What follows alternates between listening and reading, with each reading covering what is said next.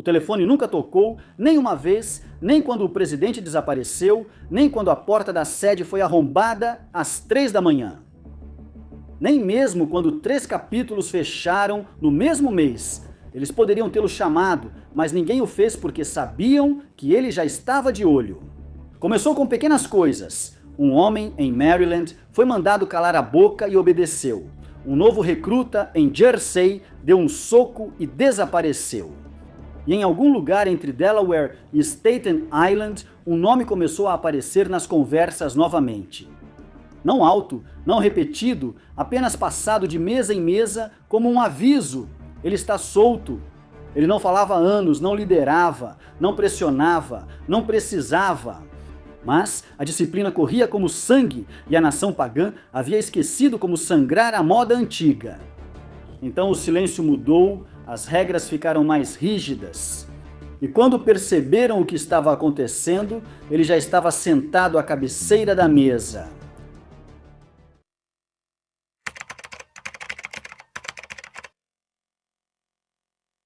Começou com um sentimento, não com uma manchete, nem com um tiro, apenas uma mudança lenta e sutil na forma como as coisas aconteciam.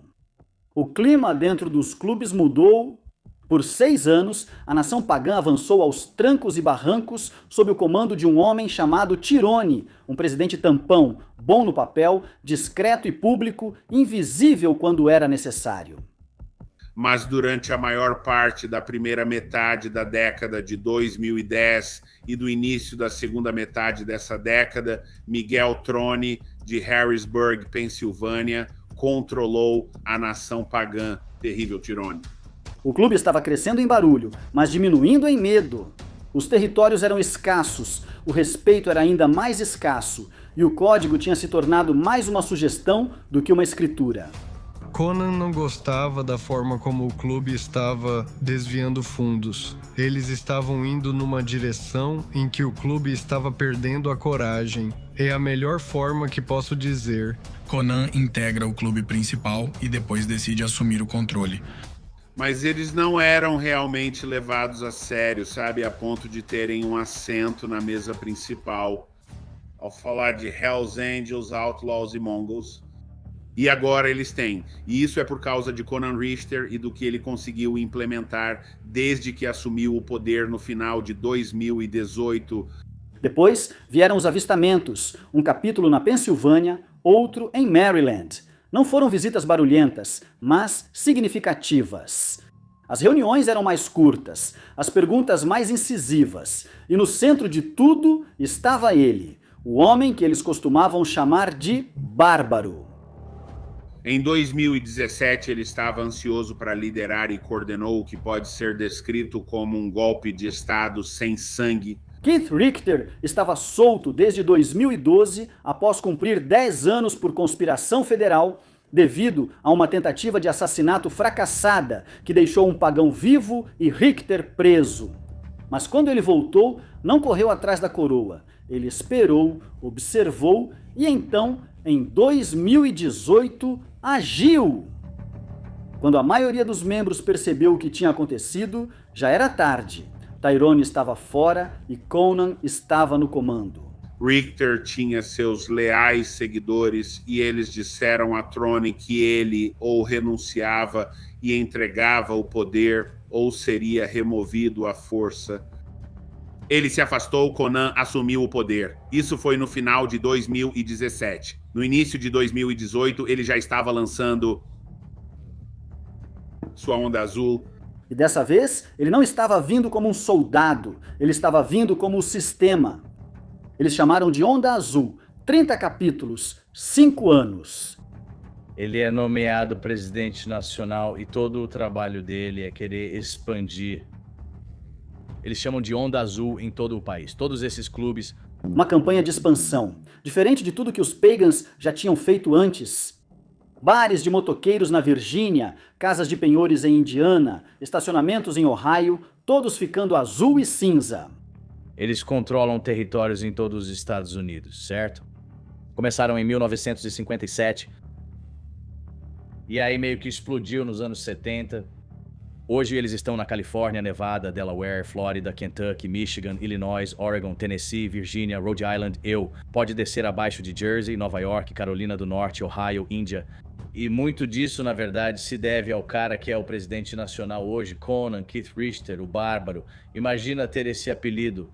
Ele não estava reconstruindo uma gangue, ele estava reativando um exército. E pela primeira vez em décadas, o brasão dos Pagans voltou a ser temido. Não por causa de quantos o usavam, mas por causa de quem estava por trás dele. Conan é obviamente esse tufão de tenacidade e está moldando os Pagans, sabe? A sua personalidade. E eu acho que agora você tem mais organização, mais coesão, mais responsabilidade. Acho que no alto escalão dos Pagans você tem mais do que talvez já tenha tido. Os Pagãs sempre foram conhecidos como, você sabe, mais como cowboys. Caras que eram menos organizados, rápidos para recorrer à violência, rápidos para se entregar às drogas. Acho que todos esses caras se envolvem com drogas, mas os Pagans tinham fama de serem ainda mais ligados à cultura das drogas que outros grupos. Mas aqui está a questão sobre o controle. Ele te torna visível. É aí que os predadores começam a circular. O Bureau of Alcohol, Tobacco, Firearms and Explosives, o FBI, os rivais, os fantasmas de antigas brigas, todos viram isso e todos começaram a afiar suas facas.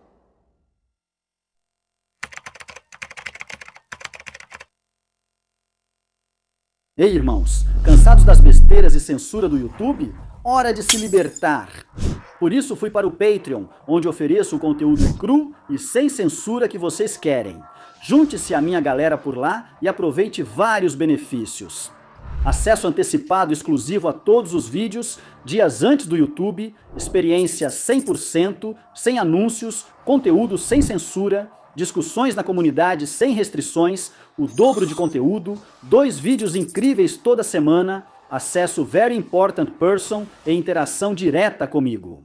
Conteúdo exclusivo e novidades do mundo dos motociclistas só aqui. Quer fazer parte da elite? Acesse o link do Patreon. Seu apoio não só nos mantém em movimento, como também alimenta uma revolução de conteúdo, sem censura e sem restrições. Junte-se agora e desbloqueie um mundo de benefícios exclusivos. Não começou com o irmão, começou com o segurança. Sean McCarthy não fazia parte da nação Pagan. Ele não usava colete, nem recebia ordens, mas gerenciava o clube de Strip de Carousel em Long Island, o que o aproximava desse mundo. Os pagãs apareceram não por bebidas, não por mulheres. Eles queriam o que sempre quiseram dos de fora em seu território, respeito na forma de dinheiro. Clube Carrossel, não lembro a época, mas eventualmente no início dos anos 2000, o Clube Carrossel em Long Island seria controlado pelos Lucas, a máfia da família criminosa Lucchese. Mas naquela época, né, acho que era mais, sabe, aberto à interpretação. Quem tinha o controle desses lugares? E Conan e os Pagans foram com tudo na organização e extorsão, recebendo tributos de todos aqueles negócios que vendiam sexo. Mas McCarthy não era esse tipo de homem. E esse McCarthy era realmente um brigão. E ele era alguém que não ia ser intimidado, não ia permitir que seu clube fosse intimidado. E não importava quantas pessoas Conan mandasse para intimidá-lo, para atacá-lo fisicamente, McCarthy sempre tinha uma resposta. E houve uma série de confrontos físicos, onde Conan mandava brutamontes para cima de McCarthy, e McCarthy mandava esses caras de volta numa maca, tipo, colocava esses caras no hospital. Em uma noite eles forçaram mais ainda. 7 homens o cercaram do lado de fora do clube. McCarthy lutou como um condenado, mas quando acabou, ele estava sangrando de 5 facadas. McCarthy tinha uma recompensa por sua cabeça. Ele rejeitou todas essas tentativas de extorsão. Ele sobreviveu, mas a sobrevivência teve um preço, porque McCarthy não estava apenas com raiva, ele estava pronto para falar. E quando os federais vieram procurá-lo, ele respondeu: O que se seguiu não foi um tiroteio ou uma briga de bar, foi uma guerra de sussurros. Naquela época, Keith Conan Richter tinha o título de Sargento de Armas Nacional. O trabalho dele não era política, era disciplina, e disciplina no mundo de Conan vinha em aço frio. O sargento de armas costuma ser muito violento. Eles são os executores da organização. São eles que saem e cometem atos de violência pelo clube. Ele ouviu que McCarthy havia mudado de lado, que estava trabalhando com as autoridades, que tinha se tornado algo pior do que um problema. Então Conan fez o que sempre fazia. Quem cruzava a linha, ele eliminava. O assassinato foi simples, sem tiro, só facas. Eles esperaram McCarthy sair de um clube, 2 homens o seguiram. A ordem era cortar, não matar, mas eles queriam que ele sumisse, e mais uma vez ele sobreviveu, só que dessa vez ele testemunhou. Em 2001, Conan foi preso e acusado de conspiração para cometer assassinato, ligado diretamente à tentativa fracassada de homicídio, escutas telefônicas e informantes. Tudo desabou como um castelo de cartas. Ele foi condenado a 16 anos de prisão federal. E assim, o homem que fazia cumprir o código desapareceu atrás de portas de aço, mas a prisão não o quebrou, ela o lapidou porque Conan não cumpriu o tempo. Ele estudou, lembrou de cada nome que se calou, de cada aperto de mão falso, de cada sussurro que ficou mais alto, depois que o martelo bateu e quando os portões finalmente se abriram em 2012, ele não saiu procurando vingança. Ele saiu com um plano.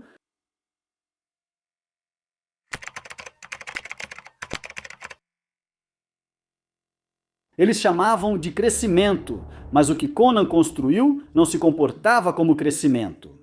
Movia-se como uma força da natureza, rápido, intenso e faminto, com enclaves pagãos aparecendo em cidades que nunca tinham visto um. Capítulos se formavam da noite para o dia. Antigos clubes mudavam de lado sem resistência. Até mesmo inimigos olhavam por cima do ombro sem saber quem ainda estava do seu lado. A Onda Azul não era estratégia, mas memória muscular. Conan não buscou poder, ele se tornou o próprio poder. Me disseram que, sabe, você senta com Conan por algumas horas e ele faz você querer atravessar uma parede por ele. Ele tem esse tipo de mentalidade de treinador de futebol americano e ele sangra azul. E ele é um cara que quer ser lembrado por levar os Pagans a um outro nível de status. Ele já fez isso e continuará fazendo. No clube, sentia-se a disciplina, o silêncio e regras mais rígidas. Como um cordão de ajuste, ou você seguia a maré ou se afogava debaixo dela, e por um tempo funcionou.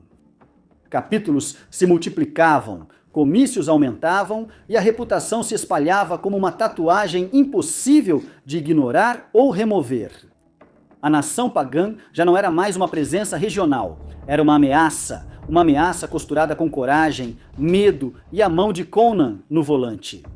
Quanto maior a tempestade, mais forte o raio. E em algum momento desse embalo, o silêncio começou a rachar. Uma viagem que foi longe demais para o sul, uma corrida que terminou com algemas. Uma palavra dita baixinho num bar chegou ao ouvido errado. E mais acusações hoje contra membros de uma notória gangue de motociclistas. O escritório do procurador dos Estados Unidos da América em Nova Jersey anunciou que 2 supostos membros de alto escalão do clube de motociclistas Pagans agora enfrentam acusações federais de agressão. Com isso, 11 supostos membros do clube foram acusados no último ano. Alguns membros cresciam rápido, outros observavam de perto. Nem toda a atenção era de rivais de couro. Alguns vinham de terno, em vans que não se moviam, fios que não piscavam.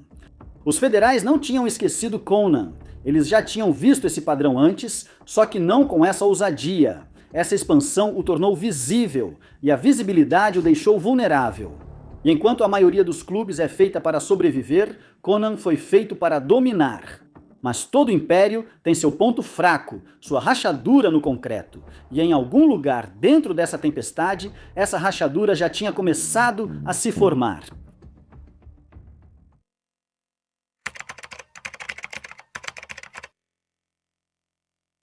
A nação pagã nunca pareceu tão forte. Capítulos em todas as direções, cidades ficando azuis, equipes crescendo com sangue novo e nomes antigos sendo ressuscitados pela primeira vez. Parecia que o caos tinha um ritmo, como se toda a violência e o silêncio finalmente marchassem na mesma direção. Conan prendeu vários no clube principal com abraçadeiras e os ameaçou dizendo: faça do meu jeito ou saia. E aqueles que escolheram não seguir não foram expulsos nem forçados a se aposentar.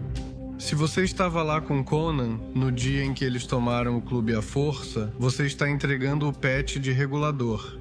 Mas algo não parecia certo. As ruas estavam mais barulhentas, sim, mas os cômodos também. E não eram mais só os motores, eram as vozes.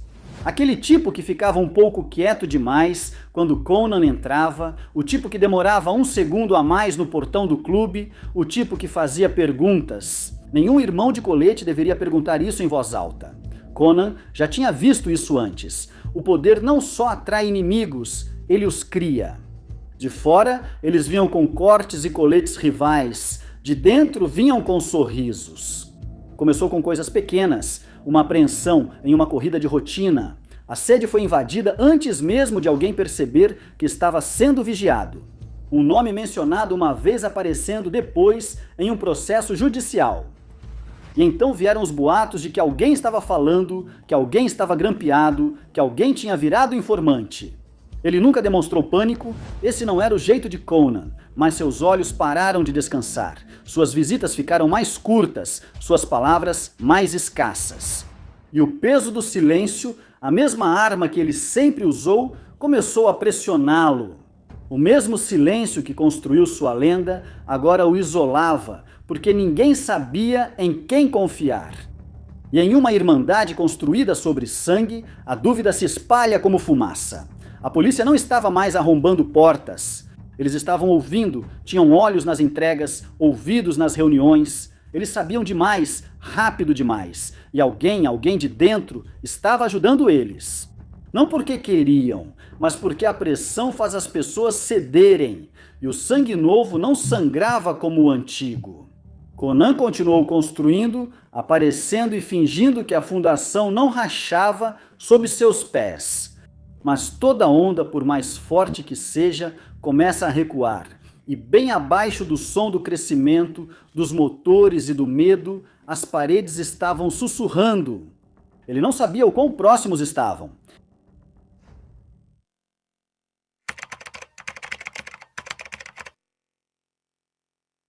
E ele tinha construído um império e agora estava dirigindo sozinho por Nova Jersey. Sem caravana, sem irmãos ao seu lado, só Conan e uma Ford F-150 voltando de uma corrida em homenagem. Ironicamente, por um irmão perdido cedo demais. O céu cinzento, a estrada vazia e, ao longe, as muralhas que Conan sustentou por anos já começavam a desmoronar. Todo ano, no aniversário da morte de Mailman, que foi em fevereiro de 2002, todo ano em fevereiro, os pagãos de Lancaster realizam um evento memorial ao qual todos os principais líderes pagãos do país vêm para celebrar Mailman, celebrar seu legado. E foi lá que Conan estava em fevereiro de 2021, quando alguém naquela festa avisou as autoridades que Conan estava saindo, voltando para Nova York. Uma arma estava escondida em um compartimento secreto em seu SUV em que ele estava viajando. A abordagem não parecia grande coisa, só uma parada básica de trânsito. Uma pergunta simples de um policial fardado, carteira de motorista e registro. Mas Conan já tinha vivido demais, visto demais para achar que alguma coisa era simples.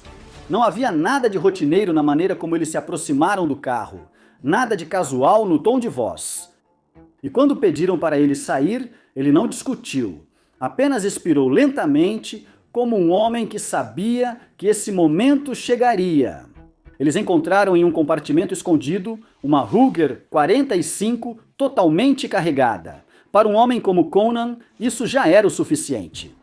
Ele não podia portar durante a liberdade supervisionada federal. Aquela arma silenciosa, fria e à espera era mais barulhenta que tudo que ele já dissera no tribunal. É assim, ele estava numa festa, voltando para casa, policiais comuns o pararam, revistaram e encontraram a arma, mas ele foi liberado. Ah, isso até os federais se envolverem. Nos meses que se seguiram, não houve protesto, só silêncio. O mesmo silêncio que antes mantinha o clube unido, agora envolvia o homem que o transformou em lei. As manchetes mal arranharam isso. Presidente de Pagãos, condenado por posse de arma. 33 meses, Conan. Presidente nacional do Clube de Motociclistas Pagãos se declara culpado por posse de arma de fogo ilegal. Mas eles perderam totalmente o ponto. Não se tratava de uma arma, era sobre o peso de muitas temporadas em guerra, muitos inimigos, muitas rachaduras. Ninguém conseguia selar. Conan caiu do mesmo jeito, levantou-se sem fazer barulho, apenas um homem que entendia que nem mesmo os bárbaros escapam do tempo. Muita gente acreditava que ele foi armado porque, mesmo expandindo o clube, estava fazendo muitos inimigos dentro do próprio clube. Como se ele estivesse aceitando membros que não tinham cumprido seu tempo para expandir o clube. E assim por diante. Eles se encaram, acenam com a cabeça sem falar e seguem andando. A nação pagã seguiria. Sempre continua, mas em algum lugar profundo da memória falarão dele.